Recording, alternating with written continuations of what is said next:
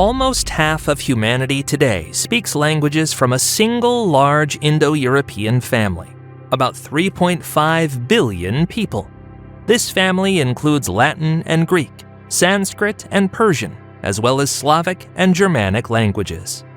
But where did this common ancestral language originate? This remains one of the greatest linguistic questions of our time. In this video, we will explore exactly where the cradle of our civilization was, in Anatolia or perhaps in the Ukrainian steppes, and how its legacy still lives on in our languages today. Thousands of years ago, there existed a community that influenced the cultural and linguistic development of a significant part of the world. Yet we still do not know exactly where it lived. Its traces are lost between legends and archaeological findings, between scientific reconstructions and hypotheses. There are two main theories about the origin of the Indo-Europeans. Some researchers believe their homeland was the mountains and valleys of Anatolia, where agriculture first developed. Others argue that their cradle was in the steppes of the northern Black Sea region, among nomadic horse-riding peoples. The nomads had domesticated horses and used carts, which allowed them to travel and spread their culture. These two hypotheses, the Anatolian and the Kurgan, have been competing for almost half a century and largely shape our understanding of the beginnings of European civilization. While tracking the ancient migration of Indo-European languages, I've decided 2026 would finally be the year I actually learn one of its most beautiful descendants, Spanish. But instead of textbooks, I tried something different, Lingopi. I started watching real Spanish TV shows, not lessons, not exercises, just actual content people watch. And within my first few hours, I had that moment where phrases started clicking before I even looked at the subtitles. That's when I knew this worked. Here's why. Every subtitle is interactive. You can click any word for an instant translation, and Lingopi automatically saves it to your vocab list so you keep seeing it again, in context, not on a boring list. If a scene moves too fast, I slow it down. If I want to practice speaking, Lingopi's Say It tool lets me repeat real lines from the show and tells me if I actually sound natural, not robotic. I spend a few minutes a day reviewing with flashcards and quick quizzes, and it actually sticks. They have 3,000 plus shows and movies. I'm using it for Spanish, but you can also learn Mandarin and 12 other languages. If you want to break the language barrier without killing the joy, click the link below for a 7-day free trial and a special discount. 2026 is the year to stop studying languages and start understanding them. The first theory links the origin of the Indo-European languages to the agricultural revolution in Anatolia.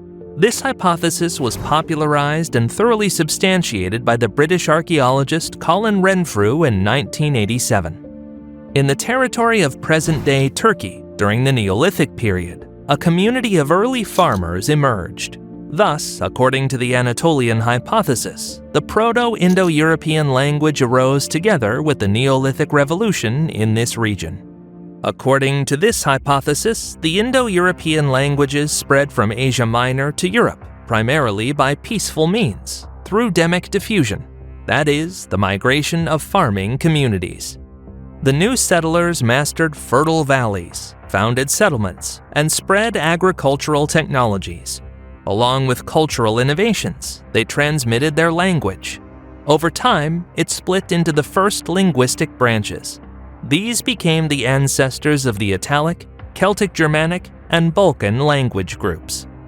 Archaeological finds, such as pottery and tools, testify to the gradual expansion of these cultures along river valleys and the coasts of the Black and Adriatic Seas. Such routes of colonization may have been the first large-scale linguistic wave that laid the foundation for the formation of modern European language groups. At the same time, results of modern genetic research show that the contribution of Anatolian farmers to the genome of later European Indo-Europeans was relatively limited. This means that a language could spread even with minimal genetic influence from the colonists. Thus, the Anatolian hypothesis explains the early pathways of Proto-Indo-European language diffusion through farming communities and offers one of the possible starting points of the great Indo-European language tree. The Kurgan hypothesis of the origin and spread of Indo-European languages originates in the works of Otto Schrader and V. Gordon Childe. Later, it was systematized by the archaeologist Marija Gimbutas. She argued that the Indo-European homeland was the Pontic-Caspian steppe, where in the 5th to 3rd millennia BC, the communities of the so-called Kurgan culture existed. It was here that pastoral tribes emerged, who, thanks to their lifestyle, the development of horse breeding, and the use of wheeled transport, were exceptionally mobile. Their characteristic burial mounds, or kurgans, which gave the hypothesis its name, became a kind of trademark of these societies. Unlike the Anatolian model, which explains the spread of languages mainly as a peaceful wave of farmers' resettlement, the Kurgan hypothesis emphasizes the role of military expansion and the mobility of pastoral tribes. According to this version, it was from the steppe that great migrations began, fundamentally reshaping the face of Europe. Within Marija Gimbutas's Kurgan hypothesis, 3 main waves of migration are distinguished. The first wave is associated with movement from the region of the Lower Volga and the Dnipro. Here dominated the Samara, Dnipro-Donets, and Sredny Stog archaeological cultures. These were nomadic, mainly pastoral communities. They domesticated the horse, which allowed them to cover great distances across the steppe. Thus, nomads began to interact with the world of early farming cultures, in particular the Cucuteni-Trypillia and Vinča cultures in the Balkans. Archaeological data indicate a mixture of local traditions with imported ones. In the region, Kurgan burials and new types of weapons appeared. Horses began to be used in both economy and warfare. With the second wave of migrations, Indo-European languages spread into Western and Northern Europe. According to the hypothesis of the American archaeologist David Anthony, the Maykop culture in the North Caucasus played an important role in this process. It was distinguished by a high level of development. The Maykop tribes were already familiar with bronze casting, actively used horses and wheeled carts, and built kurgans with rich burials. Although Anthony does not classify the Maykop culture itself as Indo-European, it became a kind of bridge between the steppe world and the civilizations of the Near East. In its burials, researchers found metal goods and ornaments that testify to connections with Mesopotamia and Anatolia.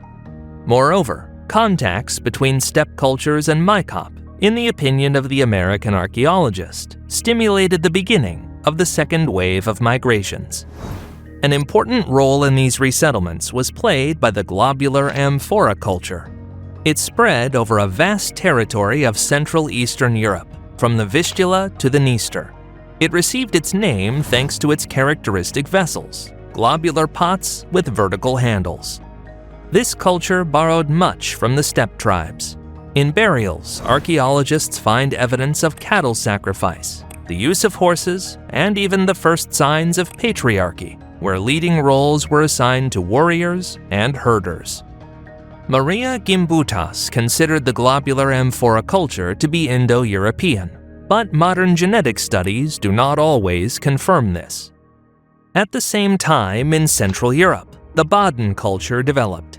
It combined local agricultural traditions with the influence of steppe nomads. Therefore, within the Kurgan hypothesis, it is considered Indo-Europeanized. Here we see a true mix. Farmers adopted from the steppe nomads new forms of social relations, as well as elements of pastoral economy. Kurgans and burials with weapons also appear. This is a sign that the role of warriors grew in that society, and a military elite was formed. The culmination of the second wave of migrations was the emergence of the corded ware and battle axe culture. It spread across enormous territories, from the Rhine to the Dnipro, encompassing most of Central and Northern Europe. This was a world of patriarchal clans, dominated by the warrior cult. In male burials, archaeologists found battle axes and pottery decorated with cord imprints, which became a kind of symbol of this culture. It was precisely this culture that spread Indo-European languages to most of Europe and laid the foundation for the emergence of the Germanic, Balts, Slavs, and many other peoples. Thus, the second wave of migrations was a complex and multi-stage process. It was influenced by different cultures, contacts with Maykop, the spread of Globular Amphora, and the Baden communities. All this eventually led to the massive flourishing of the corded Ware culture. The basis of the key Indo-European tribal migrations, which began earlier, approximately between 3300 and 2600 BC, was the Yamna culture. Its bearers were steppe pastoralists who lived between the Dniester and the Don. This culture is considered the classic example of a Kurgan civilization. The Kurgan hypothesis claims that the Yamna people spoke one of the early forms of the Proto-Indo-European language. It was they who initiated the Great Migrations that later led to the emergence of the widely distributed Indo-European languages of today. An important part of the Yamna culture was the Kurgan. This burial mound symbolized power. Chieftains were buried in kurgans together with sacrificial animals, weapons, and even war wagons. These mounds rose above the steppe like beacons, marking the presence of the tribes. Their life was closely connected with the horse. It became a symbol of strength for the Yamna culture, as well as a means of rapid movement that allowed them to cover vast distances and open new territories. The Yamna people moved in virtually all directions. Some tribes reached the North Caucasus and possibly had contacts with Mesopotamia and Anatolia, though a direct influence on the formation of the Anatolian Indo-European languages is unlikely. Other tribes through the Caspian steppes and Central Asia paved the way for subsequent cultures, the Katakom, Zrubna, and Andronovo. Another part of the Yamna bearers moved into Central and Eastern Europe, expanding the territories of influence of Indo-European languages and traditions. DNA studies confirm that it was the representatives of Yamna culture who left a powerful imprint on the genetics of modern inhabitants of the Caucasus, Central and South Asia, Eastern and Northern Europe. Through later migrations, steppe communities descending from the Yamna culture spread their influence as far as Iran, India, the Balkans, and Finland, effectively carrying the Indo-European world beyond the boundaries of Europe. Unlike the Anatolian hypothesis, the Kurgan one offers a dynamic picture. Languages spread along with warrior nomads, their herds of horses, and martial customs. Their trail can be traced from the Balkans to Central and Northern Europe, from the Caucasus to Iran, and modern genetic research has added new evidence. The DNA of present-day Europeans preserves strong steppe components directly linked to these migrations. One of the most striking consequences of the Indo-European migrations was not only the spread of cultures and technologies, but also the fragmentation of the single Proto-Indo-European language into separate branches. These later became the basis for dozens of modern languages of Europe and Asia. Proto-Indo-European, spoken in the 4th to 3rd millennia BC, was both flexible and complex. It had a developed grammar with cases, verb conjugations, and consistent sound rules. Interestingly, the language preserved many words from the everyday life of nomads, terms for horse, cart, wheel, and dairy products. These very words became linguistic markers that helped researchers trace the spread of Indo-Europeans across the world. Gradual tribal migrations led to the beginning of the breakup of Proto-Indo-European into dialects, which in distant regions developed independently. This gave rise to its main branches: Celtic, Germanic, Balto-Slavic, Italic, Greek, and Indo-Iranian. Some other branches, such as Tocharian in Central Asia or Hittite-Luwian in Anatolia, eventually disappeared, leaving behind only written monuments. The Celtic languages developed in Western Europe, from the British Isles to Gaul and Central Europe. The speakers of Celtic languages descended from the peoples of the Bell-Beaker culture, who brought Indo-European heritage there along with new Bronze Age technologies. Celtic preserved ancient features of the proto-language, while also acquiring its own traits. Consonants changed, diphthongs appeared. The language became unique and recognizable among the other Indo-European branches. thanks to its Indo-European base. Celtic languages conveyed shared notions of social hierarchy, warfare, and religion. It is no coincidence that the Druid priests used words with Proto-Indo-European roots to name gods and sacrificial rites.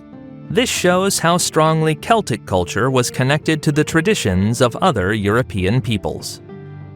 Before the Roman expansion, Celtic culture wielded enormous influence and left behind visible traces. For example, in the names of major European rivers, the Rhine, the Danube, and the Rhone, Celtic roots have survived, derived from Indo-European words meaning to flow and water.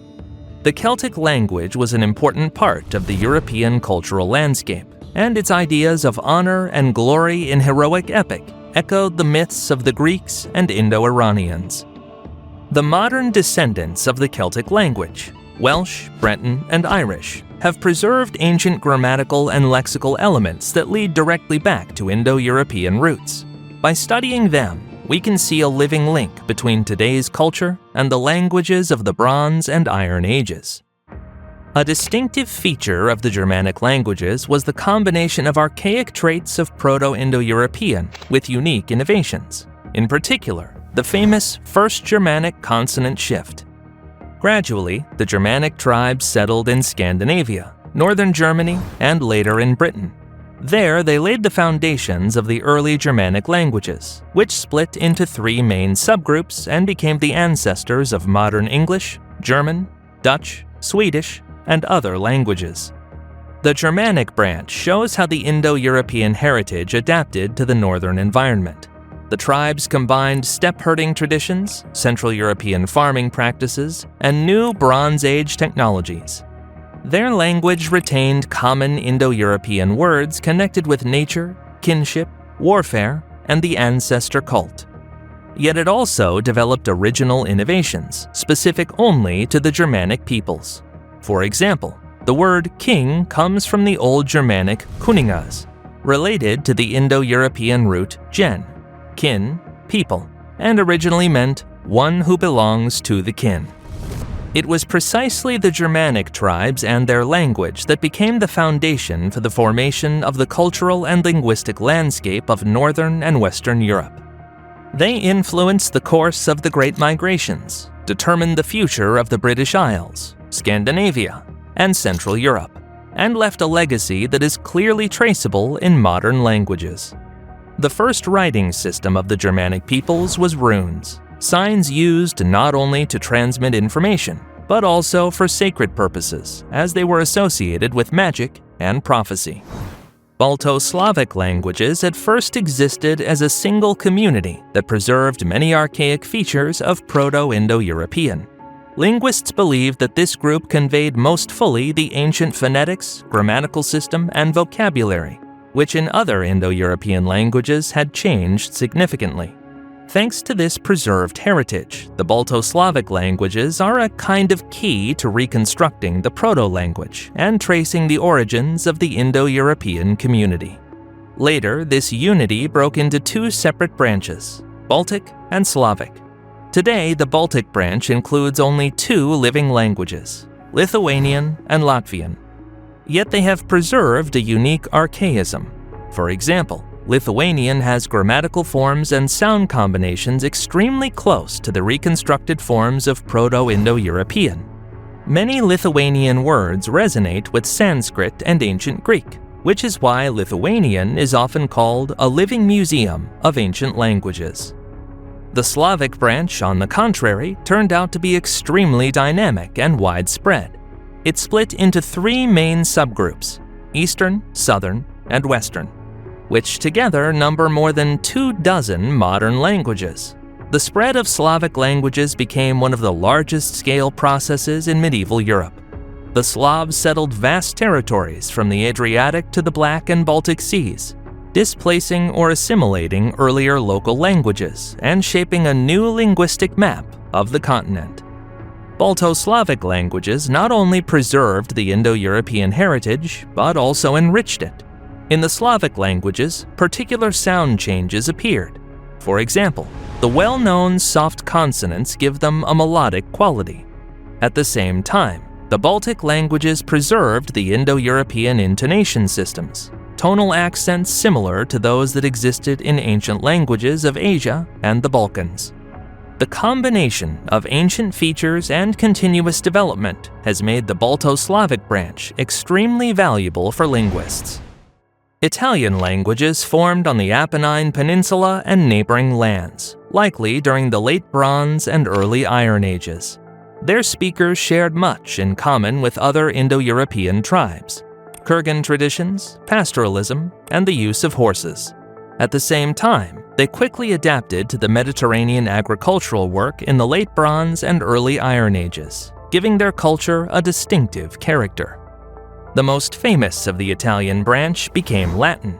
It emerged in central Italy as the language of a small Latin tribe and gradually became the state language in Rome. After the unification of the Apennine Peninsula, it spread along with Roman expansion. Latin gave rise to the Romance subgroup, the already mentioned Italian, as well as French, Spanish, Portuguese, and Romanian. Through imperial trade connections, these languages spread far beyond Europe. In their structure, features of the Proto-Indo-European system have been preserved. For example, simplified declension, yet much of the vocabulary derives directly from the proto-forms. An important point: the Italian language branch demonstrates how the shared Indo-European heritage adapted to a new environment. Unlike the steppe peoples, their contemporaries, speakers of Latin Italian, developed state structures, writing systems, and urban culture. This combination of ancient Indo-European roots with local innovations became the foundation for medieval and modern Romance languages. Modern research, including genetic and linguistic studies, shows that the pre-Latin community had a mixed origin. Steppe elements from Kurgan cultures combined with local Mesolithic and Neolithic groups of the Apennines. This explains the differences in vocabulary and pronunciation of Italian languages compared to other Indo-European families. Greek, one of the oldest Indo-European languages that has survived to the present day in continuous development, formed in the Balkans in the 2nd millennium BC. The earliest written records, the Mycenaean tablets in Linear B script, testify to an early stage in the development of the Greek language. Greek preserved many archaic features of the Proto-Indo-European language, including a complex case system and a rich verbal morphology.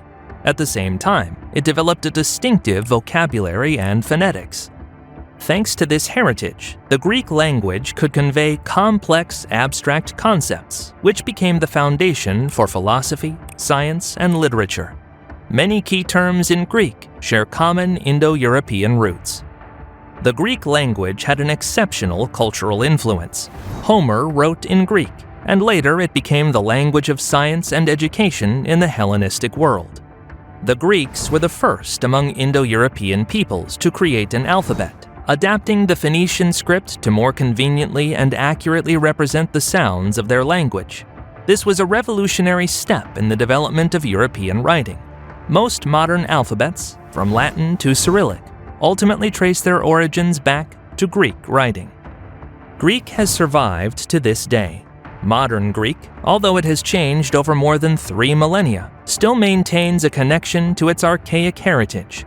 In science, medicine, philosophy, and culture, thousands of Greek words remind us how an Indo-European language, adapted to the Mediterranean world, became a universal medium for transmitting knowledge to many peoples. Indo-Iranian languages formed as a result of the movement of tribes originating from the Yamna culture and its successors. They moved eastward and southward through the Pontic-Caspian steppes to the Iranian plateau and northern India. These tribes brought with them steppe knowledge, pastoral terminology, and military traditions.